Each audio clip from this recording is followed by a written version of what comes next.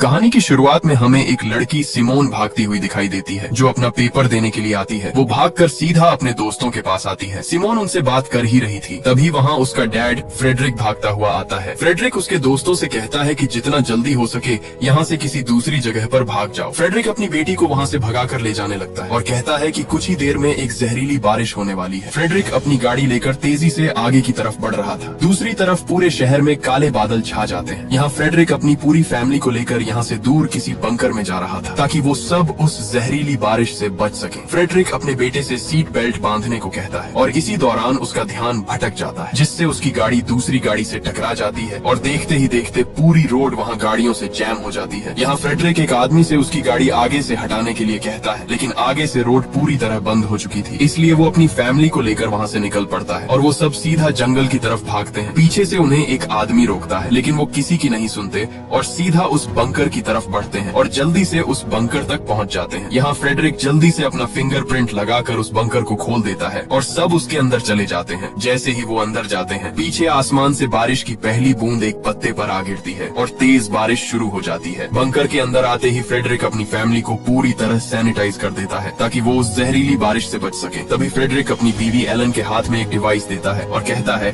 कि इस डिवाइस में बंकर से जुड़ी सब मालूमात है। तभी फ्रेडरिक एक सूट पहनकर बाहर जाने के लिए तैयार हो जाता है। जाने से पहले फ्रेडरिक अपनी बेटी सिमोन से कहता है कि मुझे हर हाल में बाहर जाना होगा क्योंकि मैं ही इस जहरीली बारिश को रोक सकता हूँ और अगर इसको रोका ना गया तो कोई भी जिंदा नहीं बचेगा। लेकिन आगे से सिमोन उसे बाहर जाने से मना करती है, लेकिन फ्रेडरिक उसे कहता है कि मैं वादा करता हूँ हर हाल में वापस आऊंगा। वो उसे अपने भाई का ख्याल रखने के लिए कहता है और वहाँ से चला जाता है। उसके जाते ही सिमोन अपने मोबाइल पर देखती है तो वहाँ उसके दोस्त भी मुसीबत में थे क्योंकि उसके दोस्तों के माँ बाप भी उस जहरीली बारिश की वजह से मारे जा चुके थे। ये देखकर वो बहुत घबरा जाती है। इधर एलन बच्चों के लिए चॉकलेट बना रही थी, लेकिन उसके चेहरे और कांपते हुए हाथों से साफ पता चल रहा था कि उसके अंदर भी खौफ बढ़ता जा रहा था। इसी दौरान उस बंकर का दरवाजा जोर जोर से कोई पीटने लगता है। यहाँ एलन उन्हें मना करती है और बताती है कि अगर तुम्हारे डैड होते तो वो खुद अपना फिंगरप्रिंट लगाकर अंदर आ जाते, इसलिए वो उन्हें उस आवाज को नजरअंदाज करने के लिए कहती है। लेकिन आगे से सिमोन अपनी माँ से कहती है कि हमें देखना चाहिए, क्या पता वो हमारे डैड ही हो। इसलिए वो तुरंत आकर उस बंकर का दरवाजा खोल देती है और उसके सामने वही आदमी खड़ा हुआ था जो पहले उन्हें जंगल के अंदर जाने से रोक रहा था। वो आदमी उस बारिश में पूरी तरह भीगकर इन्फेक्टेड हो चुका था और इसी दौरान वो सिमोन के भाई को पकड़कर बाहर खींचता है। लेकिन तभी एलन वहाँ भागकर उस आदमी पर कूद जाती है और इसी दौरान उस जहरीली बारिश की वजह से वो वहाँ तड़पने लगती है। वो दोनों को जल्दी अंदर जाने के लिए कहती है, इसलिए सिमोन तुरंत उस बंकर का दरवाजा बंद कर देती है। अपनी माँ को मरते देखकर वो वहाँ फूट फूट कर रोने लगते हैं क्योंकि अब उनकी माँ उनके बीच नहीं रही। तभी सिमोन अपने डैड को कॉल करती है, लेकिन उसका डैड उसकी कॉल नहीं उठा रहा था, मतलब वो भी किसी खतरे में है। इसके बाद वो अपने भाई को रात के लिए सुला देती है। अगले दिन सिमोन का भाई वही डिवाइस देखता है जो उसके डैड ने उसकी माँ को दी थी। जब सिमोन उसे देखती है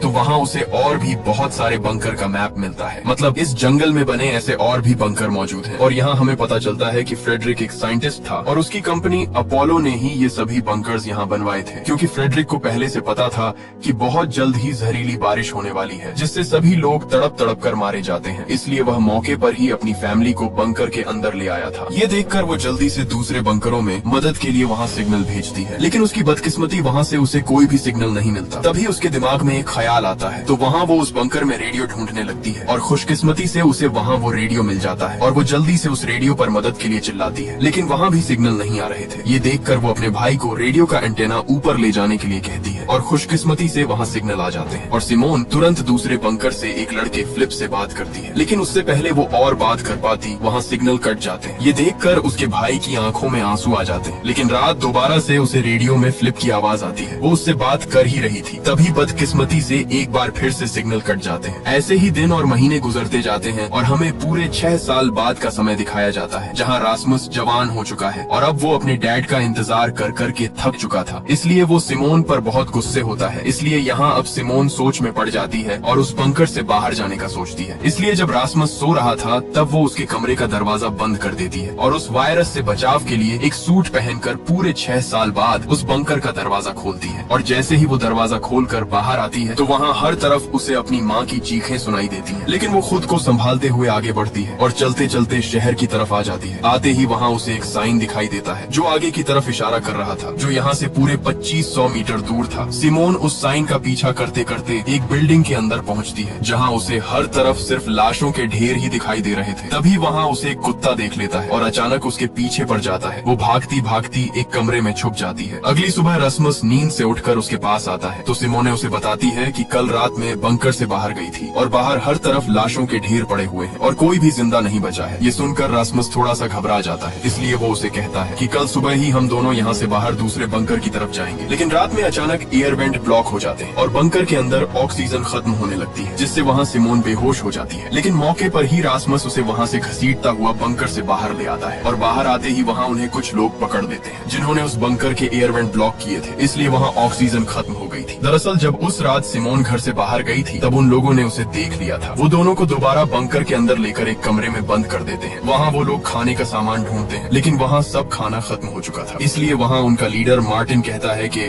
उन दोनों को यहीं अकेला सड़ने के लिए छोड़ दो और फिर सब वहाँ से जाने लगते हैं। लेकिन तभी सिमोन वहाँ उसे आवाज लगाती है और उसे बताती है कि मुझे ऐसे और भी बंकरों के बारे में पता है, लेकिन उनकी लोकेशन सिर्फ और सिर्फ मुझे ही पता है और उन बंकरों में ढेर सारा खाना पड़ा हुआ है। ये सुनकर मार्टिन सोच में पड़ जाता है और उन दोनों को अपने ग्रुप में शामिल कर लेता है। इसके बाद वो सब वहाँ से आगे बढ़ते हैं और थक हार कर वो एक जगह पर आराम करते हैं। यहाँ मार्टिन सिमोन को बताता है कि शायद हम ही इस दुनिया में अकेले बचे हैं, क्योंकि बाहर पूरी दुनिया उस जहरीली बारिश की वजह से तबाह हो चुकी है और जो लोग बचे हैं वो एक दूसरे को मार रहे हैं क्योंकि सब खाना खत्म होता जा रहा है। इसलिए मैं वहाँ खाना ढूंढने के लिए आया था और मुझे मजबूरन तुम्हें बंदी बनाना पड़ा। इसके बाद सीन कट होता है और हमें मार्टिन दिखाया जाता है क्योंकि वह सोल्जर था। वहाँ उसे एक औरत को मारने का कहा गया था जो उस बारिश से इन्फेक्टेड हो चुकी थी, लेकिन मार्टिन उस औरत के हाथ में बच्चा देखकर उस पर शूट नहीं कर पाता और उस इन्फेक्टेड औरत की वजह से उसके सारे साथी उस वायरस की चपेट में आ गए और उस औरत के साथ साथ सब मारे जाते हैं। लेकिन वह मौके पर अपनी जान बचाकर वहाँ से भाग निकला था। इसके बाद सीन प्रेजेंट में आता है जहाँ वे सब दूसरे बंकर्स की तरफ बढ़ रहे थे, लेकिन तभी वहाँ मार्टिन को कुछ शिकारी दिखाई देते हैं जिसे देखकर वह तुरंत नीचे छुप जाते हैं। वो शिकारी अपना ड्रोन वहाँ उड़ाते हैं और अचानक उन्हें एक लड़की भागती हुई दिखाई देती है। वो उसे पकड़ने के लिए उसके पीछे भागते हैं। इसी का फायदा उठाकर मार्टिन सबको वहाँ से जाने के लिए कहता है, लेकिन सिमोन उसे मना कर देती है और कहती है कि हमें उस लड़की की जान बचानी चाहिए। इसलिए न चाहते हुए भी वो सब उसे बचाने के लिए भागते हैं और कुछ ही आगे जाने पर उन्हें वो लड़की उस बारिश के गंदे पानी में फंसी हुई मिलती है जो अब इन्फेक्टेड हो चुकी थी। इसलिए मार्टिन मौके पर ही उसे गोली से मार डालता है और वो वहाँ से आगे जाने लगते हैं। कुछ ही आगे जाकर वो एक बिल्डिंग के पास पहुँचते हैं। वहाँ आते ही उन्हें हर तरफ लाशों के ढेर दिखाई देते हैं। उस बिल्डिंग के अंदर आते ही वो सब वहाँ खिड़कियाँ और दरवाजों को मजबूती से बंद करने लगते हैं ताकि रात उन पर कोई भी बाहर से हमला न कर सके। उन्हें खुशकिस्मती से उस बिल्डिंग में पीने का साफ पानी भी मिल जाता है, इसलिए वो रात वहीं गुजारने का फैसला करते हैं। सुबह होते ही वो दोबारा से अपना सफर शुरू कर देते हैं और कुछ ही आगे आकर रासमस का पैर उस जहरीली बारिश के पानी में धंस जाता है। जब मार्टिन को ये पता लगता है तो वो सबको उससे दूर रहने के लिए कहता है क्योंकि वो भी अब इन्फेक्टेड होने वाला था और तभी मार्टिन उसे शूट करने ही वाला था। वहाँ उसके सामने सिमोने आ जाती है और उसे गोली चलाने से मना करती है क्योंकि वो अपने भाई को खोना नहीं चाहती थी। लेकिन जब वहाँ एक लड़की बेट्राइस उसके जूते चेक करती है तो वो जूते वाटरप्रूफ थे और पानी ने उसके पैरों को जरा भी नहीं छुआ, इसलिए वो बच जाता है और वो सब दोबारा आगे की तरफ बढ़ते हैं और कुछ ही आगे आने पर उन्हें वो दूसरा बंकर मिल जाता है। यहाँ सिमोन जल्दी से अपना फिंगरप्रिंट लगाकर उस दरवाजे को खोल देती है। जैसे ही वे अंदर जाते हैं तो वहाँ उन्हें खाने का ढेर सारा सामान मिल जाता है जिससे वे सब कई दिनों के बाद अपना पेट भरते हैं। इधर सिमोन को एक मोबाइल मिलता है जहाँ उसे फ्रेडरिक के बॉस की एक वीडियो मिलती है। उसमें उसका बॉस उसे इमरजेंसी में स्वीडन आने के लिए कह रहा था। वो ये भी बताता है कि तुम ही सिर्फ एक ऐसे इंसान हो जो इस जहरीली बारिश को रोक सकते हो। इसीलिए सिमोन वो वीडियो मार्टिन को दिखाती है और कहती है कि हो न हो मेरे डैड जरूर स्वीडन में ही होंगे। वो मार्टिन से कहती है कि हमें आज ही स्वीडन चलना चाहिए, लेकिन मार्टिन उसे साफ साफ मना कर देता है और बताता है कि मुझे नहीं लगता कि वहाँ कोई जिंदा होगा क्योंकि हमारे अलावा यहाँ कोई भी नहीं बच पाया। इसलिए वो वहाँ से चला जाता है। लेकिन सिमोन को अभी भी अपने डैड की फिक्र थी, इसलिए वो दोनों बहन भाई उसी दिन वहाँ से आगे की तरफ निकल पड़ते हैं। इधर बिएट्रिस और उसकी दोस्त आकर सिमोन और रासमस के बारे में पूछती हैं। आगे से मार्टिन उनसे कहता है कि वो दोनों स्वीडन अपने डैड को ढूंढने के लिए निकल गए। ये सुनकर वो दोनों भी मार्टिन को अकेला छोड़कर वहाँ से चले जाते हैं और उन्हें ढूंढने के लिए आगे बढ़ते हैं। कुछ ही आगे आकर वो सिमोन और उसके भाई रासमस दोनों को ढूंढ लेते हैं। इधर मार्टिन और पैट्रिक ही सिर्फ उस बंकर में अकेले रह जाते हैं, इसलिए मार्टिन बहुत गुस्से में होता है। यहाँ सब दोस्त एक बार फिर से आगे बढ़ते हैं और एक बिल्डिंग में अपना पेट भर के खाना खाते हैं। वो खाना खाकर बैठे ही थे तभी वहाँ वो शिकारी आ जाते हैं, जिसे देखकर वो सब वहाँ से उल्टे पैर भाग निकलते हैं। लेकिन इधर भागते समय सिमोन बाकी दोस्तों से बिछड़ गई थी। वो उन्हें ढूंढते ढूंढते एक जगह आ पहुँचती है जहाँ उसे एक बच्चा खड़ा दिखाई देता है, लेकिन तभी उसे आसमान पर घने काले बादल बढ़ते हुए दिखाई देते हैं। इसीलिए वो उस बच्चे को लेकर वहाँ से भाग जाती है। वो बच्चा वहाँ भूख खत्म करने के लिए गोलियां लेने लगता है, लेकिन तभी सिमोन उसे कुछ खाना दे देती है और इसी दौरान उस बच्चे का बाप वहाँ आ जाता है और वो सिमोन को शिकारी समझकर अपना बच्चा लेकर वहाँ से चला जाता है। और जैसे ही वो बाहर आता है वहाँ उसे वो शिकारी घेर लेते हैं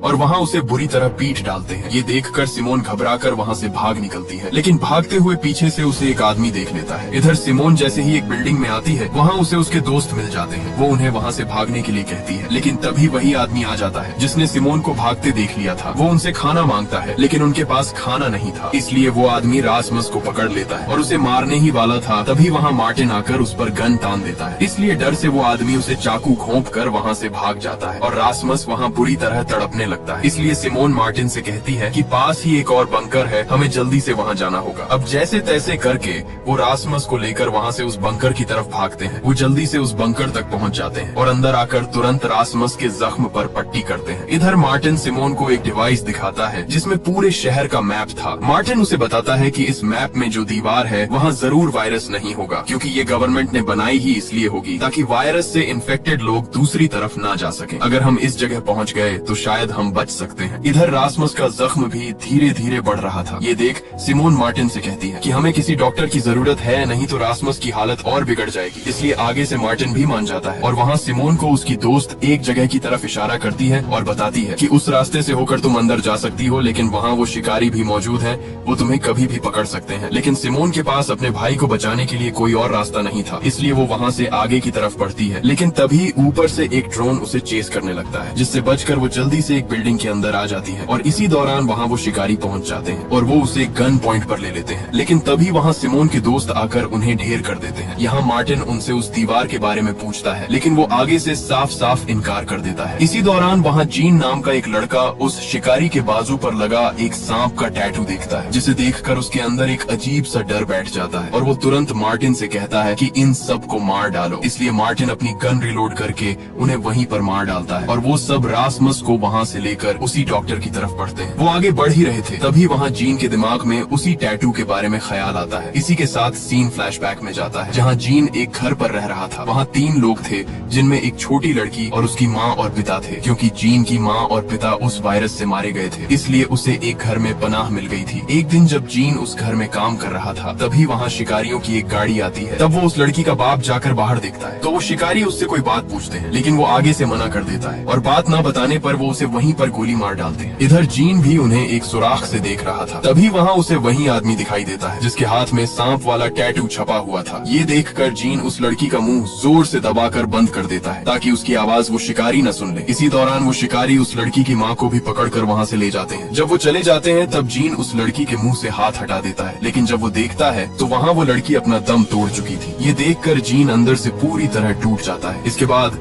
सीन प्रेजेंट में आता है, जहाँ वे सब एक जगह पर पहुँचते हैं। वहाँ वे ड्रोन की मदद से उस डॉक्टर के घर का पता लगाते हैं और पता लगाकर वो उस डॉक्टर के घर तक पहुँच जाते हैं और तभी वो उस डॉक्टर के घर का दरवाजा खटखटाते हैं। तभी वो डॉक्टर बाहर निकलकर उन पर गन तान देती है, लेकिन जैसे तैसे करके सिमोन उसे शांत करती है और मौके पर ही मार्टिन उसे सब कुछ बता देता है कि उन्हें उसकी मदद की बहुत जरूरत है। इसलिए वो उनकी मदद के लिए तैयार हो जाती है और वो डॉक्टर रासमस के जख्म पर टांके लगा देती है। इसी दौरान वो उसे बताती है कि रासमस का जख्म अभी पूरी तरह ठीक नहीं हुआ, इसलिए हमें इसे टिटेनस का इंजेक्शन लगाना होगा। वो उनसे कहती है कि इंजेक्शन के लिए हमें एक बंकर में जाना होगा जो उसके घर के पास ही है। इसलिए वो तीनों उसी बंकर की तरफ बढ़ते हैं और आते ही सिमोन को वही बंकर दिखाई देता है जो उसके डैड की कंपनी अपोलो का था। डॉक्टर उसे बताती है कि मैं भी अपोलो कंपनी में काम करती थी, इसलिए मुझे भी यही बंकर दिया गया। अंदर आते ही वो डॉक्टर सिमोन के लिए एक इंजेक्शन तैयार करती है और उसे एक बेड पर बांध देती है। तभी वो डॉक्टर सिमोन को धक्का देकर उसे भी एक रस्सी से बांध देती है। वो उसे बताती है कि तुम्हारे ही डैड फ्रेडरिक की वजह से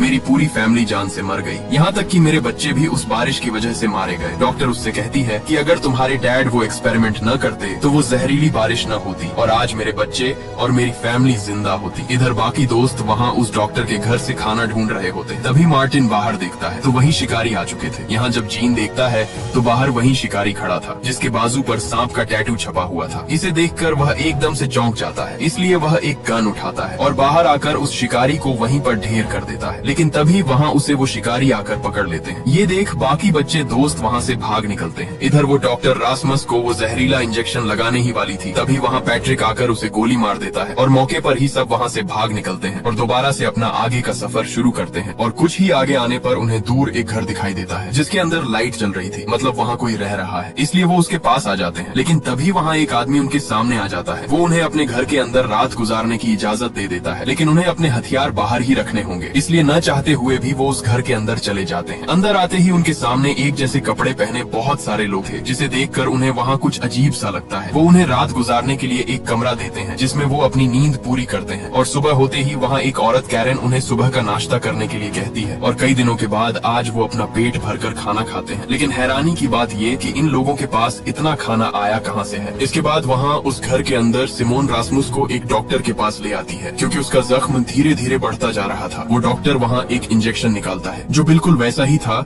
जो पहले उस डॉक्टर के पास था जो इन्हें मारना चाहती थी। इसलिए ये देखकर सिमोन उसे मना कर देती है और कहती है कि रासमुस को बेहोश किए बिना उसका इलाज करे। इसलिए वो डॉक्टर उस इंजेक्शन को साइड पर रख देता है और जब उस डॉक्टर का ध्यान रासमुस की तरफ जाता है तो मौके पर ही सिमोन वहाँ से एक इंजेक्शन को अपने पास छुपा लेती है। वो जल्दी से उन इंजेक्शन को चेक करने लगती है। चेक करते ही उसे पता चलता है कि ये अपोलो कंपनी के ही इंजेक्शन थे। रात को सब लोग खाना खा रहे थे, लेकिन इधर मार्टिन छुपकर पूरे घर की छानबीन कर रहा था। तभी वो एक फ्रिज को खोलता है तो वहाँ उसके सामने इंसान की कटी हुई बॉडी लटक रही थी, जिसे देखकर उसके पैरों तले जमीन ही खिसक जाती है। इधर वो आदमी सब दोस्तों को एक छोटा सा पैकेट देता है और सबसे कहता है कि अगर किसी के पैकेट में एक छोटा सा फूल आ गया तो उसको अपनी जान देनी होगी, मतलब यहाँ सब लोगों की भूख को मिटाने के लिए हम उसे काटने वाले हैं। ये सुनकर वो सब एकदम से चौंक जाते हैं। वो वहाँ से जाने की कोशिश करते हैं लेकिन उन्हें फिर से बैठा दिया जाता है। तभी मौके पर मार्टिन आकर उस आदमी के मुंह पर मुक्का दे मारता है, लेकिन इसी दौरान वो डॉक्टर उसे गन पॉइंट पर ले लेता है। वो आदमी सबसे उनके पैकेट खोलने को कहता है। यहाँ धीरे धीरे सब अपना पैकेट खोलने लगते हैं, लेकिन आखिर में जब लीना अपना पैकेट खोलती है तो उसी के पैकेट से ही वो फूल निकल आता है, जिसे देखकर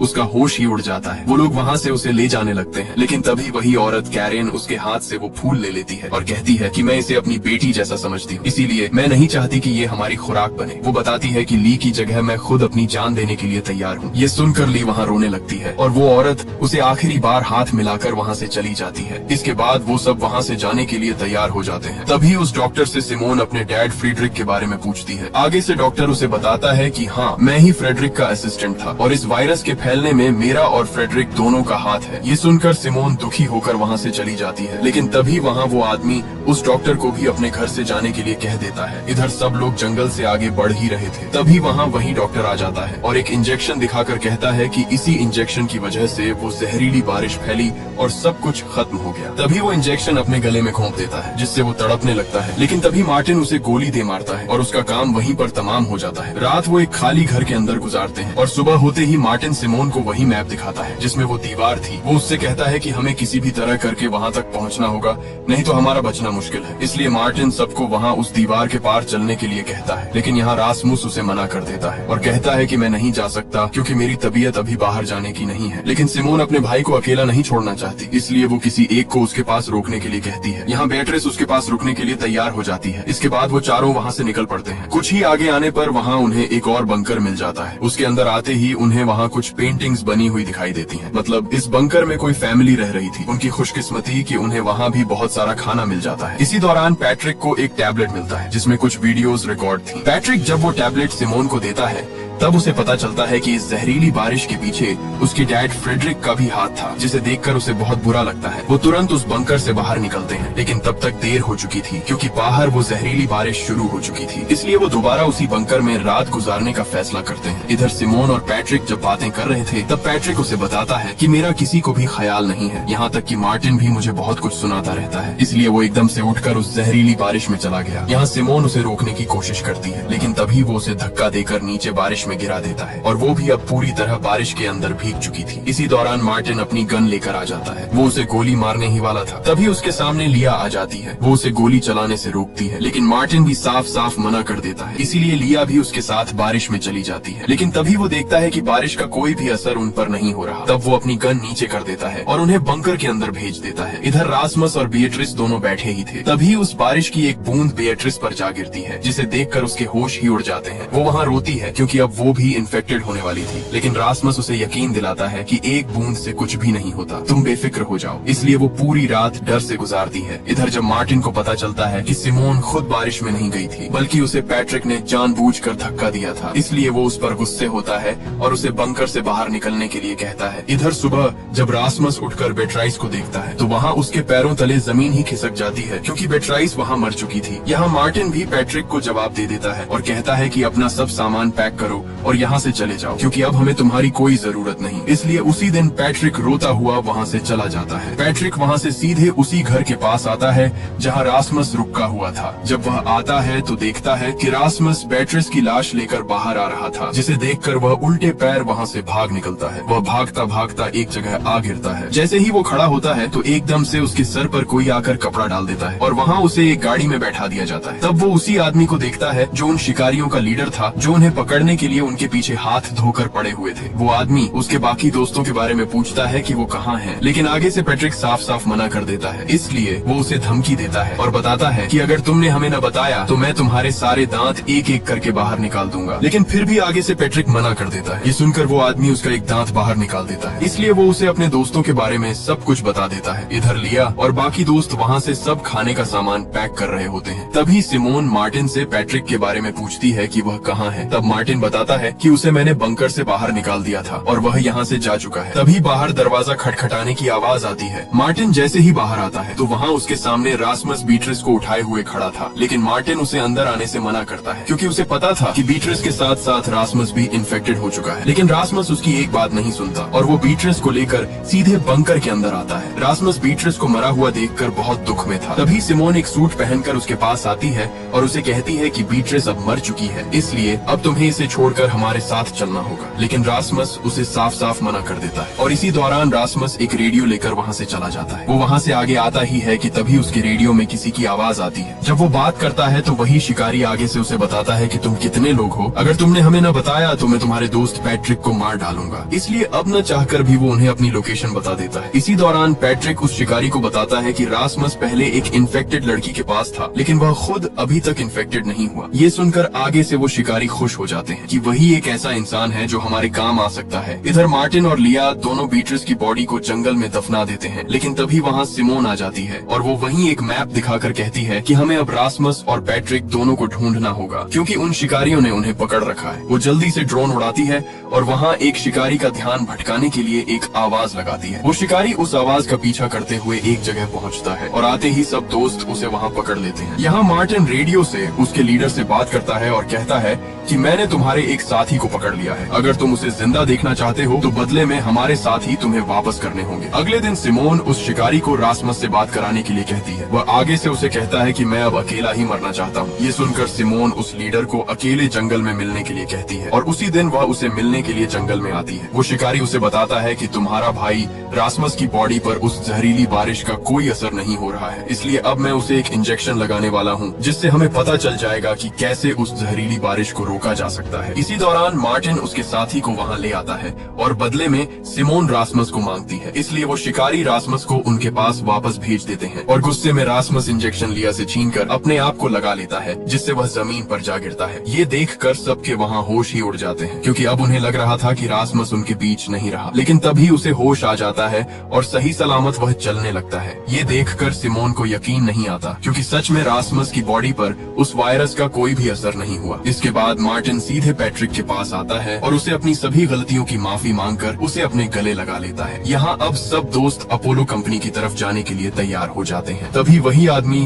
रासमस के माथे पर प्यार देकर कहता है कि तुम ही हम सबको बचाने के लिए हमारी आखिरी उम्मीद हो। इसके बाद वो सब वहाँ से निकल जाते हैं। कुछ ही देर में वो सब अपोलो कंपनी तक पहुँच जाते हैं। पहुँचते ही वो शिकारी सिमोन और रासमस को ही आगे जाने के लिए कहता है। बाकी सब लोग अंदर नहीं जा सकते, उन्हें एक बंकर में ही रुकना होगा। वो दोनों कुछ ही आगे बढ़ते हैं तो वहाँ उनके सामने फ्रेडरिक आ जाता है, यानी सिमोन का डैड। ये देखकर वह एकदम से चौंक जाती है। वह अपने डैड पर बहुत गुस्सा होती है, क्योंकि उसके डैड ने वापस आने का वादा किया था, लेकिन कई साल बीत गए और वो नहीं आए। तभी अचानक रासमस नीचे गिरकर बेहोश हो जाता है। वो जल्दी से उसे मेडिकल वार्ड में ले जाते हैं और फ्रेडरिक सिमोन को बाहर इंतजार करने के लिए कहता है। इधर जैसे ही सब दोस्त उस बंकर के अंदर आते हैं, वहाँ लिया को जीन की जैकेट मिलती है। वो उसे ढूंढते हुए कुछ ही आगे बढ़ती है तो जीन उसके सामने खड़ा था, जिसे देखकर उसकी खुशी का कोई ठिकाना नहीं रहता। मतलब जीन अभी भी जिंदा था, क्योंकि वो शिकारी असल में अपोलो कंपनी के ही थे। दूसरी तरफ फ्रेडरिक सिमोन को रासमस को दिखाने के लिए उसकी वार्ड के बाहर ले आता है। सिमोन अंदर जाना चाहती थी, लेकिन फ्रेडरिक उसे रोक लेता है और कहता है कि घबराने की कोई बात नहीं है, मैं ये सब तुम्हारे लिए ही कर रहा हूँ ताकि तुम सब इस वायरस से बच सको। इधर वार्ड में एक डॉक्टर रासमस की थूक का सैंपल लेना चाहती थी, लेकिन रासमस उसे मना कर देता है। तब वो डॉक्टर उसके साथ जबरदस्ती करती है, जिससे रासमस उसके हाथ पर काट लेता है। दूसरी तरफ फ्रेडरिक जल्दी से सिमोन के पास आता है और घबराहट में उसे बताता है